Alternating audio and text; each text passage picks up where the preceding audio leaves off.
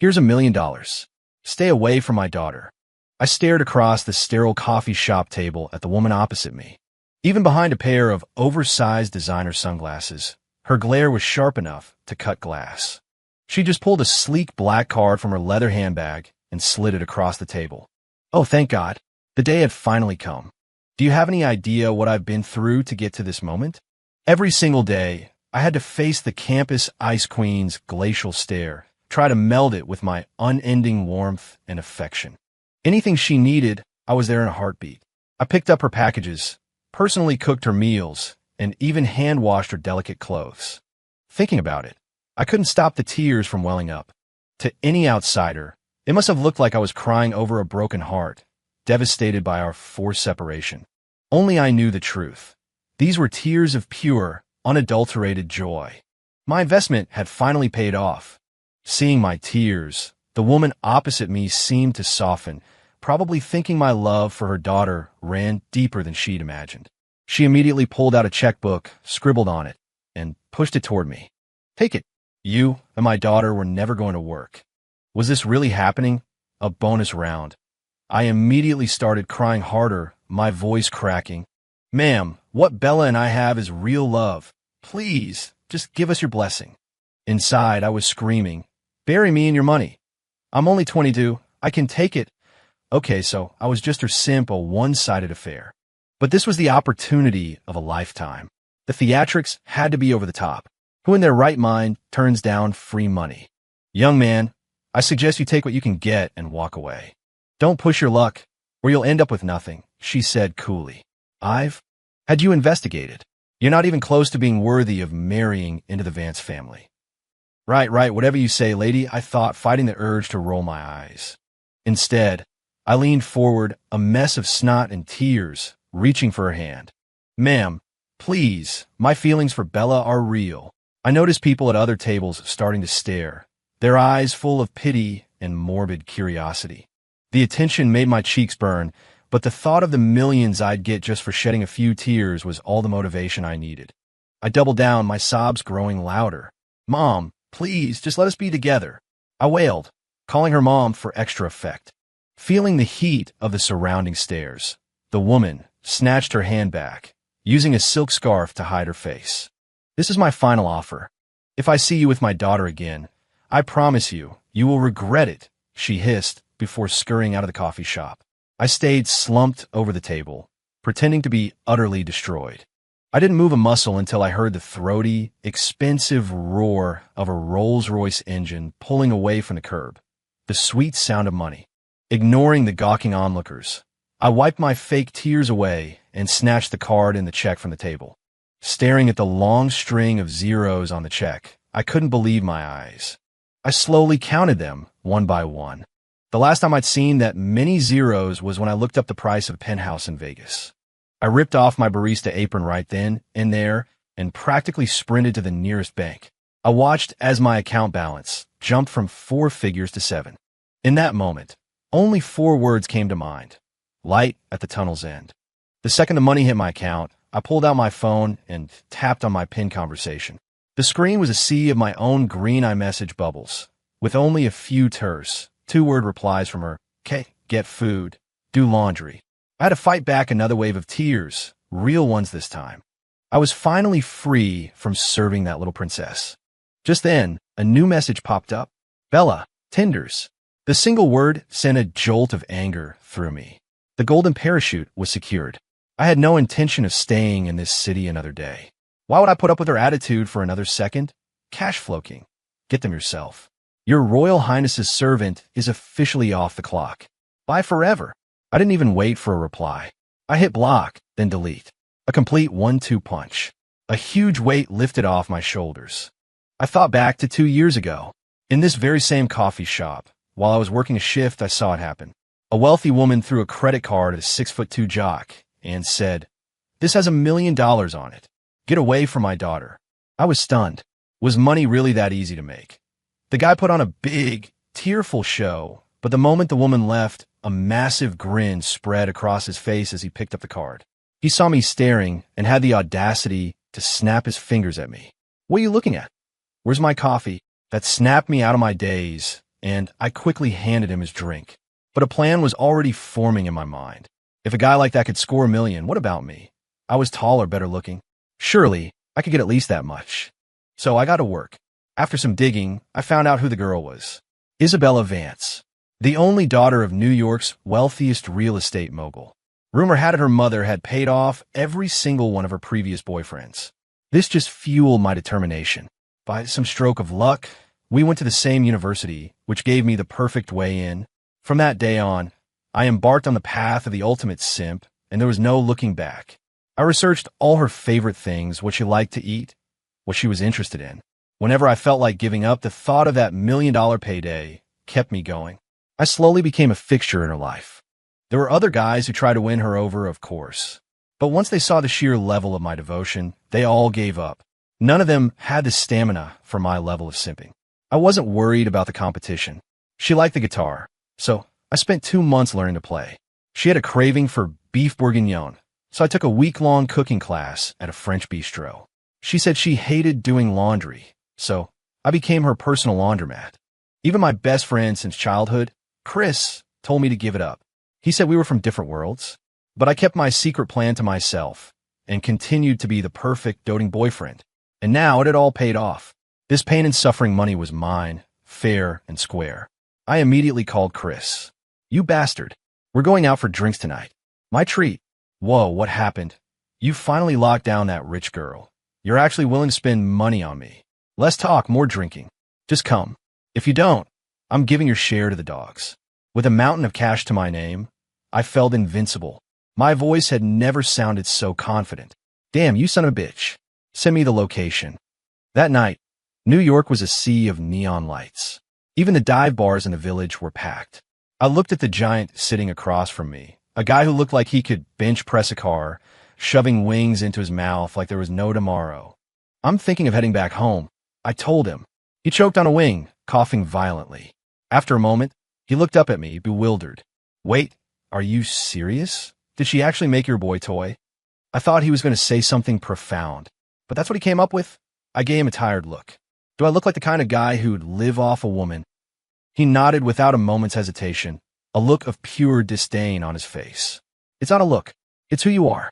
You need to take a good, hard look at yourself. You're the simp of all simps. His words actually made me blush a little. I quickly changed the subject. So, what do you think I should do when I get back to Ohio? His eyes went wide. I knew what he was thinking. No, dude, for real? You're not going to reconsider? I shook my head calmly. Of course not. I just made enough money to last a lifetime. Why would I ever work again? To work myself to death so you can inherit my fortune. I mean, I wouldn't mind, he muttered under his breath. I shot him a glare. So you're not her boy toy? Seeing the disbelief in his eyes, I told him the whole story, how I'd tricked Bella's mom out of the money. When I finished, he stared at me in silence, then walked over. I watched him confused. The next thing I knew, this 6'7" giant was on his knees, hugging my legs and wailing like a baby. The whole bar turned to stare at us with the weirdest expressions. My face felt like it was on fire. I tried to pull him up, but trying to move him was like trying to move a boulder. As the stares got more and more bizarre, I couldn't take it anymore and slapped him twice hard across the face. The shock seemed to snap him out of it. He stopped crying, looked around at the crowd, and sheepishly returned to his seat. When the audience lost interest, he finally spoke, his face bright red. You asshole. You had a money-making scheme this good, Dan. You're just now telling me. Some friend you are. You eat more than a horse and sleep in later than one. I shot back. You're so lazy, I have a spot you rent money every other month. You think you have the patience for a 2-year con? He actually seemed to consider this, head bowed in thought. After a long pause, he looked up. You've got a point, he said, before returning to his mountain of wings. That night, the behemoth managed to eat $150 worth of bar food, claiming it was penance for my sins. I didn't even have the energy to argue. The next day, I quit my job in a blaze of glory and, clutching the spoils of my 2-year hustle, boarded a Greyhound bus bound for home. On the bus, I got a weird text from Chris. It just said, I'm sorry, Leo. Sorry for what? I thought. My money's all there. What could he possibly be sorry for? I sent him a string of question marks. And then the bastard blocked me. A sense of dread washed over me. But then I thought, I'm already on the road. What could possibly happen? I'd even picked a bus driven by a guy with a 30-year perfect safety record. What was there to be afraid of? I relaxed a little, but still kept a tight grip on my backpack. Not 30 minutes later, the bus screeched to a halt, throwing me forward into the seat in front of me. The impact on my forehead sent a sharp pain through my skull. I was about to stand up and give the driver a piece of my mind when the bus door hissed open. A woman in sunglasses stepped aboard. My blood ran cold. I immediately shrank back into my seat. Isabella Vance. I knew it was her instantly. Even with the sunglasses, that frosty, regal aura was unmistakable from 100 yards away. I curled into a ball, turning my face to the window, my lips trembling. "No way," I whispered. "How is she here? I wasn't even that mean to her yesterday. Why would she track me down? Was it because of what I said? It can't be. Please God, please God, please don't let her be here for me. If I get out of this, I'll go to church every Sunday. I swear." I clasped my hands together, praying for a miracle.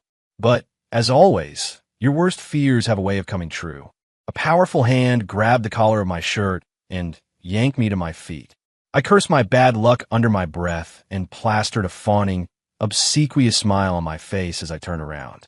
Sure enough, there was Bella, a smile on her face that didn't reach her eyes. I tried for a charming tone. "Well, hey there, Bella. Fancy meeting you here. What a coincidence, right?" I said, try to pry her fingers off my collar. I don't know what they feed her, but for a girl who looked so slender, her grip was like steel. Since force wasn't working, I decided on a different tactic. "You brought this on yourself," I thought. Then, I yelled at the top of my lungs, "So what if you cheated? You have the nerve to chase me onto a bus." It worked like a charm. Every head on the bus swiveled in our direction. Murmurs and pointed fingers started rippling through the passengers. Seeing my success, I smirked at her and tried again to break her grip. But then, she just arched an eyebrow. The look on her face made me pause. A terrible feeling washed over me. I was right to be worried. The next second, she let go of my collar, crumpled to the floor, and started crying softly. Instantly, the accusatory murmurs died down. I watched her stunned. What was her game? Then she looked up, her face streaked with tears, and my jaw dropped. Seriously, she can cry on command. With a trembling voice, she cried out, "I'm pregnant with your baby, and you've been cheating on me. And now you're telling everyone I cheated. Do you have a heart? You stole all our money and ran away. What are my baby and I supposed to do?" Her performance was Oscar-worthy. The voice, the angelic face. If I wasn't the other person in this drama, I might have believed her myself. I just stared at her, dumbfounded, my mind racing. Seriously, what happened to the Ice Queen? Is she putting on a show for me? I felt the hostile glares of my fellow passengers intensifying. Fearing a full-blown riot, I frantically waved my hands. No, we're not married, and I'm not running away. You have to listen to me." But Bella cut me off. "He's lying. He's my husband. If you don't believe me, check his backpack. There's a $2 million check in there." I stared at her, completely floored. How did she know that? While the entire bus's attention was now focused on my backpack, she shot me a tiny, triumphant smirk. For a second, I was mesmerized. It was the first time I'd ever seen an expression like that on her face, instead of her usual icy mask. She's actually really beautiful when she smiles, I thought, momentarily distracted. The man sitting next to me, a burly guy with a trucker hat, snatched the bag out of my hands before I could react. By the time I came to my senses, he'd already pulled out the check. When he confirmed it was for $2 million, the entire bus turned on me. The man, helpfully, handed the check to her. No matter how much I pleaded that the check was mine, they were all firmly on her side, convinced I was a deadbeat, irresponsible scumbag. After some friendly persuasion from the other passengers, I found myself standing on the shoulder of the highway, just as Bella had planned. Luckily, my only luggage was my backpack. Anything else would have surely been thrown out the window after me. I looked down at what was left of my shirt, a few strips of fabric hanging from my shoulders. I looked up at her, trying her best to suppress a grin. "You think this is funny?" I asked deadpan. That was the wrong thing to say. It was like I'd flipped a switch. She burst out laughing, a full, unrestrained laugh. Her laughing didn't help the crushing embarrassment I was feeling. My toes curled inside my sneakers. I glanced around. Thankfully, this stretch of road was deserted. If anyone had seen this, I would have had to dig a hole and bury myself in it. I just stood there, clutching my backpack, watching her laugh her head off. I was genuinely confused. What had gotten into the campus ice queen? First, she hunted down my bus, and now she's acting like a completely different person. If her employees could see their stone-cold CEO now, their entire worldview would shatter. But my main concern was the check clutched in her hand. That was my 2 years of misery and humiliation, my compensation package. I watched her hand like a hawk, terrified she might rip it up. After a while, she seemed to remember her cold, corporate persona. The laughter stopped abruptly. In a blink, her expression reverted to its usual disdain, her joyful face freezing over into an icy mask. Her lips were set in a firm line, and her whole demeanor became intimidatingly oppressive. Well, wait, she's not an actress, I muttered to myself, watching the transformation. Our eyes met for a brief, chilling moment before I quickly looked away. Her stare was enough to make my blood run cold. She gave me one last look, then turned and walked towards her sleek, black car. I watched her back, slowly raising a hesitant hand. My money, I called out weakly. Without looking back, she opened the car door and got in, leaving it open. I knew it was for me. I stood there, wrestling with myself. I wasn't that harsh yesterday, was I? She can't possibly kill me. I'm a human being, and I did take care of her for 2 years. I took a deep breath, trying to calm my nerves, then started walking towards the car. Each step felt like I was walking a tightrope. The moment I got in and shut the door, the driver, who must have been waiting for the signal, floored it. The car shot forward like a rocket. I wasn't ready. I pitched forward, my head slamming into something soft. Not a good day to leave the house, I thought. Nothing is going right. As I braced for impact, I realized the surface my head hit was surprisingly yielding. I instinctively gave a squeeze. Confused, I looked up and met Bella's murderous glare. I snatched my hand back. I didn't do it on purpose, I swear, I said with a pained smile. Unsurprisingly, I was rewarded with 2 sharp slaps. I retreated to the corner of the spacious back seat, muttering under my breath, God, she hits hard. I didn't do it on purpose, and she dares to strike this handsome face. I'll sue her for everything she's worth. I stuck a glance at her. Aside from her earlobes, which were an unusual shade of red, she seemed perfectly composed. I had to admit, even though this woman was a cold, cruel, money-stealing demon, she had an incredible figure. Everything was exactly where it was supposed to be. And those legs? I could probably admire those for a year straight. I quickly shut my eyes, cursing my own pathetic nature. With $2 million, I could see different legs every day of the week. The thought gave me a surge of courage. I turned to face her, but before I could speak, she beat me to it. I have a feeling that Czech has a questionable origin story. The words caught in my throat. I didn't know how to respond. It's none of your business. It's perfectly legitimate.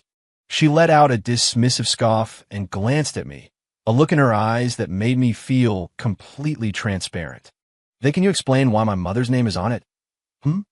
Oh, and by the way, my mother also gave you a debit card with $1 million on it, didn't she? I stared at her in horror, cold sweat beading on my forehead as she continued, her voice deceptively calm. And you were planning on going back to your little hometown in Ohio today, weren't you? At this, Bella's mind flashed back to the day before. She had initially thought that blocking Leo was no big deal. But in just one day, she realized how much her life had come to depend on him. At work, there was no one checking in on her, asking if she needed anything. She found herself glancing at her phone every few minutes, her productivity plummeting. When she got home late from the office, the apartment, which she had long been accustomed to living in alone, suddenly felt vast and empty. Staring into the silent rooms, she remembered that the last time she'd felt this way was 2 years ago, before Leo had entered her life. She sat on the sofa, numbly scrolling through her phone, but no new messages appeared. It was then that Bella finally admitted it to herself. She couldn't live without Leo. Just as she was about to go find him, her phone screen lit up. She answered it excitedly, thinking it was him. But the voice on the other end was a man's, a stranger's, and her mood sank again. But the man on the phone colorfully recounted the entire story of how Leo had approached her, scammed her mother out of millions, and was planning to skip town the next day. He told her everything. After hanging up, Bella sat on the sofa, her face in a motionless mask, a strange light glinting in her eyes. She had changed her mind. An online confrontation was boring. A real life one would be much more interesting. And that led to the scene on the bus. Hearing her recount this, I finally understood. That fat bastard Chris sold me out. No wonder he texted me, saying he was sorry. I silently made a vow. If I survived this, I would tell everyone the story of how he fell into a septic tank as a kid. If I was going down, he was going down with me. I looked at her with the resolve of a martyr. Fine, you caught me. What are you going to do? Kill me. To my surprise, she just chuckled, a strange look on her face. Who said anything about killing you? You're not going to kill me. Then why go to all this trouble to catch me? I stared at her, completely lost. You don't need to worry about the affairs of beautiful women. She lifted her chin arrogantly, her arms crossed over her chest. I was speechless. The ice-cold CEO had suddenly turned into a bratty teenage girl. The switch gave me whiplash. My eyes drifted back to the check clutched in her hand. If she wasn't going to kill me, then there was still a chance I could get my money back. I studied her face. Seeing no immediate danger, I cautiously leaned closer, my hand slowly inching toward the check. But it was like the driver had a personal vendetta against me. He slammed on the brakes again. My center of gravity vanished, and I went flying, landing right on top of Bella. Ma'am, there's an accident up ahead, the driver explained calmly. Well, your boss is probably not in a state to respond right now, I thought grimly. Once the car was stable, I quickly scrambled off her, pulling my hand away from her legs. As much as I didn't want to, her murderous glare told me my life was more important. Misunderstanding, total misunderstanding. Let me explain. No, let me make an excuse. I was just trying to get my check back. I shot back to the furthest corner of the car, but I still couldn't escape another round of blows. This damage hits so hard, I muttered, rubbing the sore spots on my head. Do you still want to check? I was just saying what a beautiful, powerful woman you are. A true inspiration to us all. I saw her glance my way with a tilted head and quickly laid on the praise, terrified she'd come over and hit me again. She let out a soft humph and turned away. I let out a breath I didn't realize I was holding. Whoever marries this monster is in for a world of pain, I thought viciously. So Ms. Vance, I said, pressing myself against the car door, watching her carefully. How can I get my money back? She stared calmly out the window. Wait, just say no if you're not going to give it back. What's this wait business? Am I supposed to wait until I'm old and gray? I grumbled internally. I turned to look out my own window and suddenly realized this wasn't the road into the city. A wave of panic hit me. Where are we going? I asked, my voice trembling. My mind immediately flashed to tomorrow's headlines. Local man found missing one kidney after mysterious encounter with wealthy heiress. In my imagination, Bella was wearing surgical scrubs, her face twisted into a demonic grin with sharp fangs. Time for a kidney removal, she'd say. I stared at her, swallowing hard. She seemed to read my mind and let out a small laugh. Don't look at me like that. I'm not interested in your tiny little kidneys. This road leads to my house. I breathed a sigh of relief, though I was a little offended by her calling my kidneys tiny. I really wanted to tell her, want to bet? I'll show you what an indestructible diamond kidney is. But I could only think it. Then her words fully registered. To your house? I yelled. Unsurprisingly, I received another sharp rap on the head. Okay, that's it. Even a saint has his limits. This was the third time. I have a temper too. Even God himself couldn't stop me from hitting her back. I swear it. Just as I was about to retaliate, she held up 2 fingers. I glared at her. What's that supposed to mean? $200,000. For all the times I just hit you. $20,000 per tap. I actually laughed out loud. Do I look like that kind of person? $300,000. Deal. This is where the wisdom of knowing when to quit while you're ahead comes in. It's just business, right? Nothing shameful about it. As for what I was thinking a moment ago, well, with enough money, even the gods can be persuaded to bow their heads. I immediately pulled out my phone, opened my Venmo app to the QR code, and gave her my most dazzling smile. Ma'am, that was 5 taps. $150,000 total. Wait, I'll give it to you with the check. My smile vanished. Fine. Stringing me along now, are we? The fight had gone out of me. If I hit her now, I wouldn't have the same righteous fury. But if I didn't, I'd have taken the beating for nothing. For a moment, I didn't know what to do. I just sulked in my corner. Relax. I'm not the type of person who goes back on their word. I certainly hope not, I thought. I don't know how long we drove, but eventually the luxury car turned onto a narrow, private road. We passed through a man-made forest of maple trees, and then the view opened up to a vast lawn with a building that looked like a modern castle. As the car slowly approached, two stone lions flanking the massive front gate seemed to grow more imposing, their eyes looking almost alive. Get out. We're going in. I hadn't even noticed Bella get out of the car. She was already at the front door. Oh, I said, scrambling out of the car to follow her. The moment we stepped inside, it wasn't the opulent, gold-plated palace I expected. The main feeling I got from the place was one word: empty. The second I stepped over the threshold behind Bella, the first words out of her mouth nearly made me trip. Those stone lions by the gate are worth $2 million.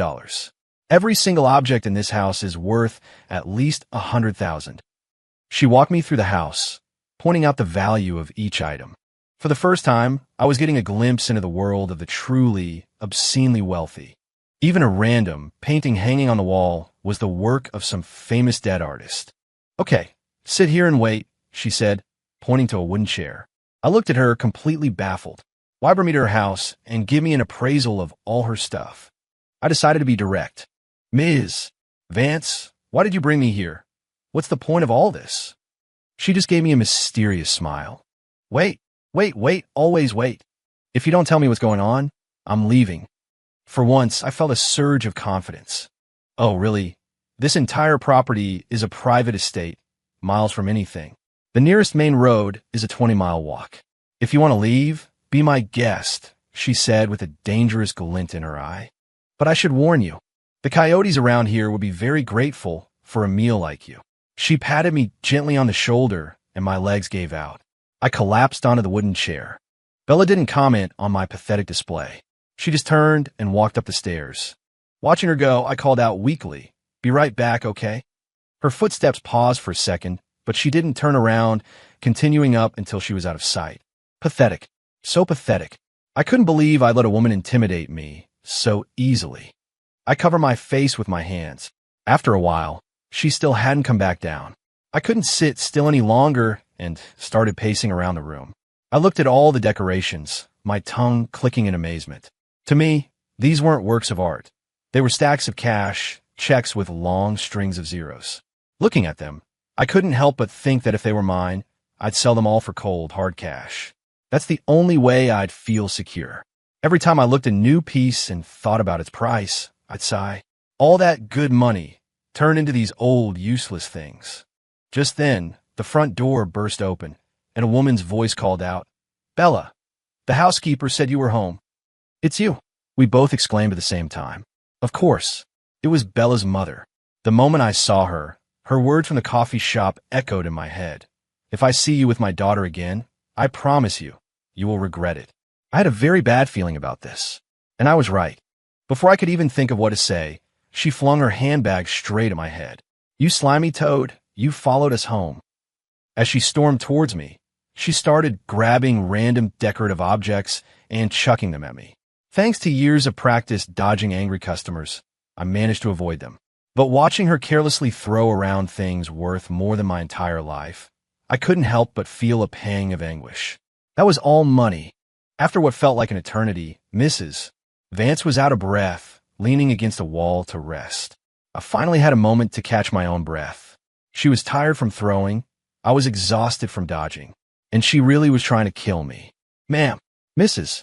Vance, please, listen to me," I panted, leaning against the opposite wall. "Let me just catch my breath. It's not what you think. You liar, I haven't even come after you yet. All that talk about true love. You're just a pathetic simp. I haven't even settled the score with you, and you have the nerve to show up at my house." Her words made me feel a little awkward. I had admittedly laid it on a bit thick, but then I remembered that her daughter had stolen my check, and a wave of anger surged through me.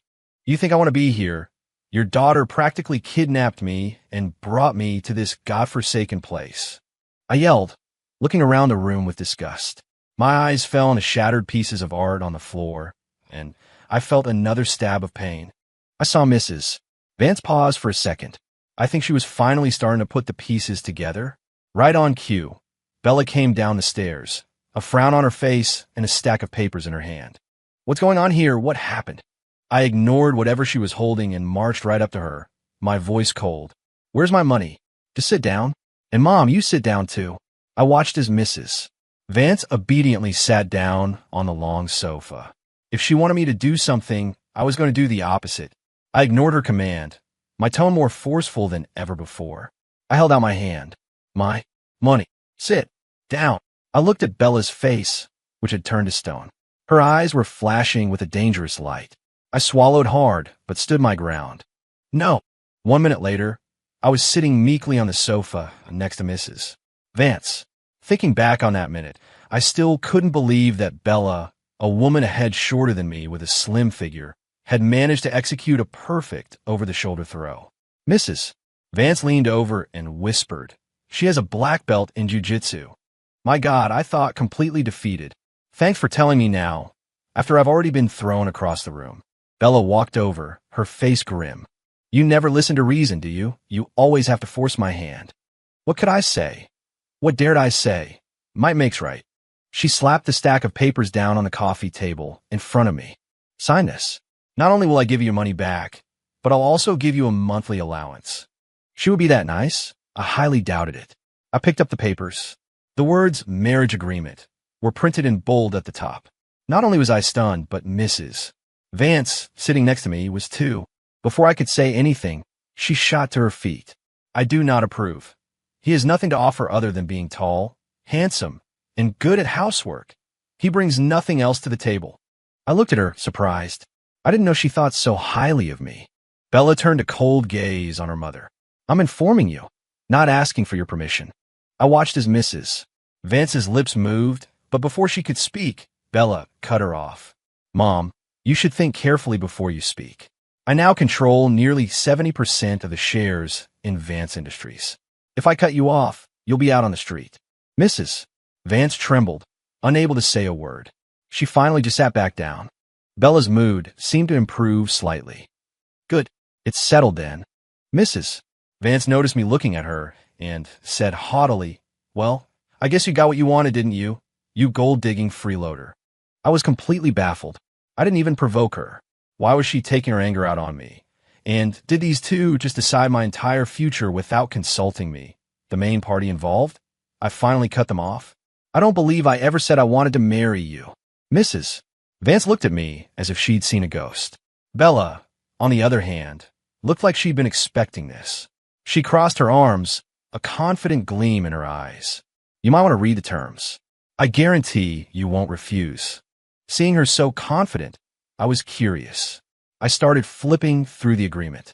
The first few pages were standard stocks, real estate, things I didn't care about. To me, only cold, hard cash was real. Then came the section about my duties. Cooking, cleaning, all the usual stuff. I still wasn't seeing anything that was particularly beneficial to me. But I patiently kept reading. And then I saw it. A monthly allowance of $100,000. I immediately flipped to the last page and signed my name with a flourish. I stood up and looked at the confident woman across from me. I had to admit, she was a damn good judge of character. I extended my hand. A pleasure doing business with you. She smiled and shook it. Only my future mother-in-law was left sitting there, completely lost and bewildered. 1 month later, a new headline dominated the news cycle. Shocker. CEO of Vance Industries marries a complete nobody. The entire city was buzzing, speculating about the mysterious man who had won the heart of the city's most eligible bachelorette. Bella had issued a strict gag order at the company, so the groom's identity was a tightly guarded secret. Only a handful of insiders knew who he was. But while the internet was in a frenzy, the two people at the center of the storm were surprisingly calm. In the bridal suite after the wedding, Bella and I just stared at each other. We both knew what was supposed to happen next, but we were both complete novices. So we just sat there in an awkward silence. This couldn't go on forever. I cleared my throat. So, maybe we should watch a YouTube tutorial or something. A playful, teasing smile spread across her face. She covered her mouth with her hand. Don't tell me you can't get it up. That was a direct challenge. A challenge I couldn't ignore. I lunged at her, but I had forgotten one very crucial detail. She was a jiu-jitsu black belt. The outcome was predictable. I was pinned down, completely overpowered. And that's how I spent my humiliating wedding night. The next morning, I lay in bed, staring at the ceiling. I just couldn't figure it out. All I wanted was a little severance pay. How did I end up as a kept man? After a long time, the answer finally dawned on me. It was because I was both greedy and horny. With that realization, I felt a sense of peace.